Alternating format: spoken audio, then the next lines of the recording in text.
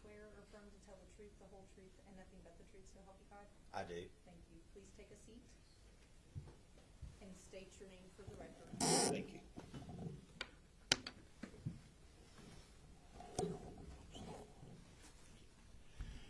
My name is David Britt Dove.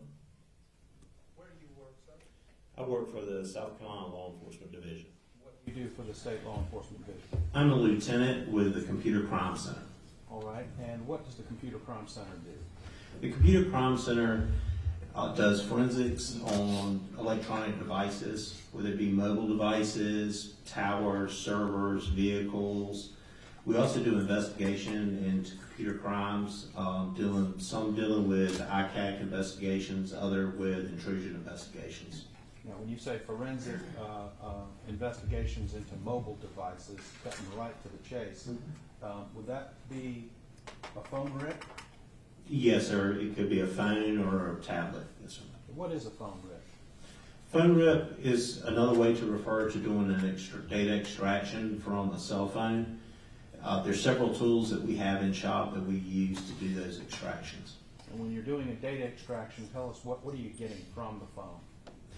When we do a data extraction, we get information that's contained within the phone. Depending on the type of extraction that's done or that's supported a lot of times by the software and the operating system of the phone, you can get things such as call logs, text messaging, videos, sometimes location information, MMS messages, SMS messages, a lot of different things, apps that are running on the phone, we'll be able to see. All right. And are you, have you been trained in how to properly extract this information from a mobile device? Yes, sir, I have. I'm currently certified with Celebrite and the CCO, which is a Celebrite Certified Operator course. I'm also certified in the CCA with Celebrite, which is a Celebrite Certified Analytics certification, and in the Celebrite CASA, which is for their advanced logical and their advanced database certification. And I believe you've been qualified as an expert in this area in courts in this state? Yes, sir. In cell phones, I've been qualified twice, and computer forensics 4 times. All right, so Your Honor, I believe there's no dispute as to qualification as an expert in cell phone data extraction. Any warranty or No. May proceed. All right, sir. Did you have occasion to rip or extract data from the cell phone of Sheriff Lewis in this case? Yes, sir. All right. Now, I want to ask you, we've had a number of texts and so forth that have been referenced throughout this trial. Do those come from his phone? Yes, sir. I believe they did.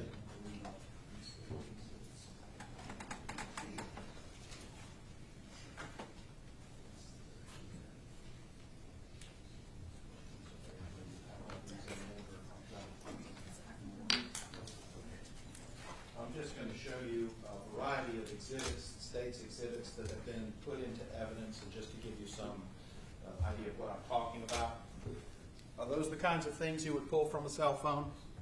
Yes, sir, they are. And did they reference on there whose cell phone they were pulled from? Do they have a name attached to those at the top and a time and date? It has a time and date. It has several different names and times on there. It appears that it's under the name of Will Lewis for this phone, and it also has the names of individuals that they were in the text message group with. Okay. So, and Will Lewis is the defendant in this case, and you previously testified that you did do a data extraction from his phone. Is that correct? Yes, sir. All right, so now I want to turn your attention away from the text because they're not really the reason for your testimony today. Why don't we have cell phone call information from that phone? That is to say, records of when calls were made and from what number to what number. With Apple, what they do is if an individual has an Apple phone and they go back, it's programmed in that when you look at your call logs, you're going to only see, when you look at the phone, your last 100 calls made. That's just a programming thing that Apple has. Now, when we do a data extraction, in this case it was a full file system extraction done on this phone, was offered up. When we do that, we see things that you would be able to see logically as far as looking at the screen, plus additional things that you can see on the back side of it. It's also stored in the databases, but that you would not be able to see. It's still there, you're just not able to see it. What happens is once, like anything else, once you need space, because it would run out of space eventually if you didn't continue to purge that information, that once you get to a certain point, and a lot of it's based off the program, the individual devices, whether it's an Apple or an Android device, you hit that threshold, it's going to push out the old information to make room for the new information. That way it just recycles it and continuously allows you to have space to hold that information in there. So if you were to rip, and this is a new phone, so it doesn't really, but if you were to rip my phone a year from now, would you expect to see calls that I may have made today? No, sir. It could be, let me clarify a second on that. You could expect to see that if you didn't make a lot of phone calls. If you're making a lot of phone calls, if it's a business phone, for instance, like my phone or possibly your phone, being the solicitor, you're going to have a lot of phone calls that go on during the course of your business day. For that reason, you may not expect to see something that's a year back. If it's something like my mother, for instance, who has a phone who doesn't make a ton of phone calls on it, then you may expect to see something a year and a half back, just because she's not making that many calls and it doesn't need that room to purge over and add new information.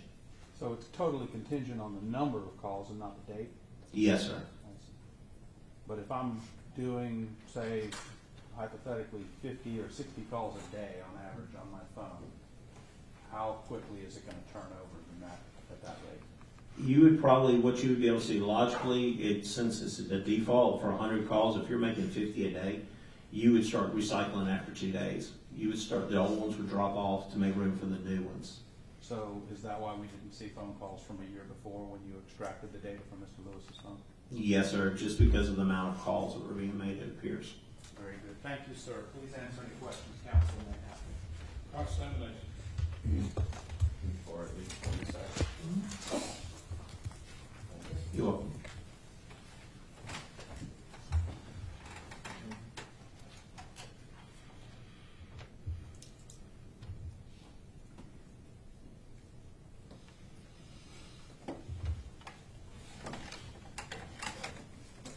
Yeah.